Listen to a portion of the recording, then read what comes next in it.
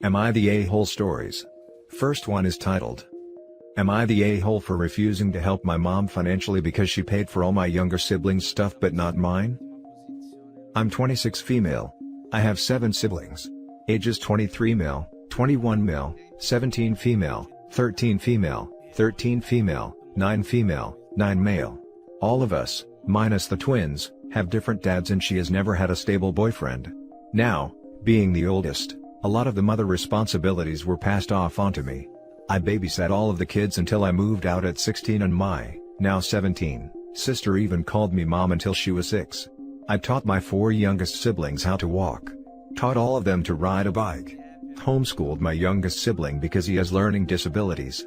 I also had all cooking and cleaning responsibilities, and was forced into a night job at age 15, to help her support the household, as well as being a full-time student and caregiver when at home. When I moved out at 16, my grandmother moved in as my replacement. I never held this against my mom, even though it was her decision to have so many kids and force me into a mother role. However, I became extremely resentful of the fact that she bought my 23-year-old, 21-year-old and 17-year-old siblings, all cars. They were second-hand, yes, but she never even offered to help me pay for a car, let alone buy me one. She also paid for at least half of their college tuition.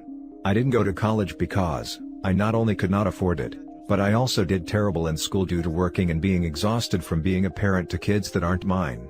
It really messed with my grades, meaning, no scholarship. I'm doing great now. I have a fantastic job, my own house and have bought my car outright. I'm proud of myself. But now that my home and car have proven to my mom that I have money, I never discuss my money with her. She has started asking for handouts. Loans, that I know she will never pay back basically, as she has never paid me back before. Last night she asked for $200. Didn't say why. I told her no, and when she asked, I said maybe you should ask your other kids. You know, the ones that you bought cars for and put through college, versus asking the one kid who didn't get jackish besides a mothering role. She flipped out and said that she never did that and that I was basically being a drama queen and needed to grow up. Am I the a-hole? Now for the top comments. Not the a-hole. Your mom's unhappiness that you've figured out she sees you as the family caretaker and have rejected the role, is not your problem. If she asks for money again, tell her to grow up and take responsibility for her own finances, and seriously think about how much contact you want to have with her going forward. I have very limited contact with her now, which is partly why I said no as well. She never calls me and barely answers when I reach out to her either. What your mom did is called parentification, and is a form of abuse. She forced you into the role of parent. Not the a-hole. She already got her money's worth out of you when she took away your childhood. I would have said sure and given her an envelope of doll hairs. Not the a-hole. How grow up? You're more adult than she is. You grew up way too fast, and had to be a mother so young to your siblings. Your mom is upset because she wants to use you as an interest-free ATM, and still sees you as the family caretaker. They are not your responsibility.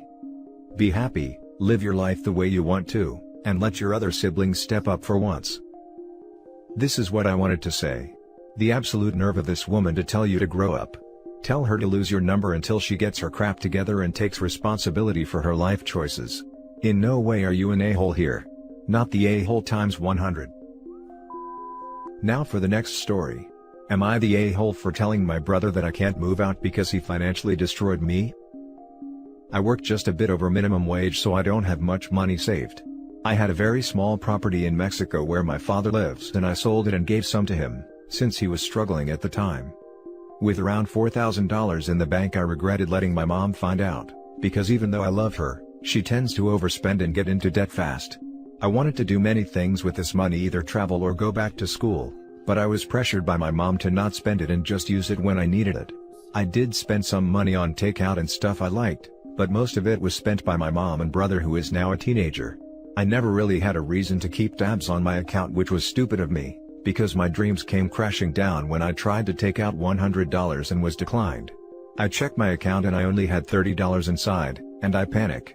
I check the history and I find out my brother spent over $600 in 5 days on Xbox cards. I cried so much, and I was held back by my mom and stepdad to not beat my brother and destroy his Xbox. In that moment, I wanted to take some luggage, leave and never come back, But the guilt of leaving them when my stepdad, who is sick and weak, needed financial help to keep up his medical bills, so I stayed, and I have held this grudge for the past 2 years. Recently my brother has been looking for jobs since he became 16 recently, and before he even started, he has been looking for a car already. I never paid attention because I thought it was just hot air blowing out of his butt, but he told me that him and my mom saw a car and they are going to get it in a week. I got silent and asked how much, and he said 7,000, and I said, I like that you are having high hopes for finding a job, but you shouldn't spend mom's money if you can't pay for it. He responded that she was only going to pay for the down payment and he would do the rest. But I retorted, you know, the moment that you can't pay it, they will take it back? I won't allow you to keep taking her money just because you think you'll find a job immediately. The next thing he said made my blood boil. Why do you care? It's not your money and it's only 7,000, that's not a lot of money. I went cold. I once had $4,000 in my bank. You and mom spent it on things without my permission. You stole $600 in 5 days and I don't know how much you stole before that. I wanted to go on vacation or go back to school, but what I should have done was get an apartment and leave you all. I have lost so much because of you all, and I still stay only because I care about you, but I can't live my life like this. I left to get some sun and now I am here. I know some would say that I should have left a long time ago, but I make more than half the salary between my family and they needed my financial help for years. Am I the a-hole for telling my brother I want to move out, but I financially can't because of them? Now for the top comments. Not the a-hole, but please, get your own account that no one can access. I honestly think this is partially your fault for being a pushover and allowing access, when you knew there were spending problems. You are right, I am a pushover, but sometimes they need medicine for my dad or repairs to the house and vehicles. My mom is the only other person in my family that earns money, and she get minimum wage. When something expensive is needed they promise to pay me back, but it takes a long time for them to pay. I'd still get that account, and if they need money for emergency purposes, you can pay the bill directly. They don't need unrestricted access to your account. Not the a-hole. If your mother can afford to help your brother get a $7,000 car, she can afford to manage without you. Start your life. Also, she can afford to pay you back for the money she stole. Not the a-hole. Not the a-hole. But how are you able to acknowledge their bad decisions and not your own? You are an adult. You are making the decision to stay, that's not on them. And for some reason, even after having money stolen from you, you are making the conscious choice to do nothing, and have a bank account that is shared. Get your own bank account. I do have my own bank account, but I'm going to be honest, I gave the password to my parents. I haven't told them this, but I gave it to them because I fear that if I die suddenly, all the money I have would be frozen and I would die without giving the little I have to them. I don't have health insurance, but I do have life insurance just in case, so my death wouldn't send them into debt because of my untimely leave. Now for the last story. Am I the a-hole for making my son give up the signifiers of wealth at school, designer clothes and sneakers, being driven in nice cars, because he was making fun of kids for being less wealthy than us? I am a mother to a teenage boy. The father is hardly in the picture, he pays child support and that's about it, he is very absent otherwise. Another relevant thing, I'm pretty well off, I work in tech. My son's father is extremely wealthy and the court order for child support is enough to pay for the best for my son. He goes to a fairly competitive private school, is in a lot of extracurriculars that cost a decent bit, etc. I found out from school administration just this month, that my son had been bullying several students for being less wealthy, for being dropped off at school in a budget sedan, for having name brands clothes that are not as expensive as other name brands. I was appalled by his behaviors. I had a talk with him about how this was wrong, and also about how it's not something that he should have any personal pride in. He has no job, no savings, no investments, no wealth of his own. By totally random chance, he happened to be born into good circumstances, and that's it. The school admin and I arranged an apology between him and all the kids he was bullying. I also decided that this year, we're thrift shopping for clothes. No more brand name sneakers or clothes.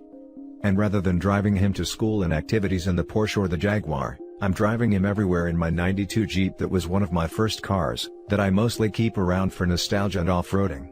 It's really beaten up, I've rolled it, taken off the doors, tried to fix the paint with rattle cans at one point, lol, young and dumb at that point. And for any activities he joins, he can borrow club equipment instead of getting his own bought. He was really upset about it all, especially being driven to school and activities in the Jeep.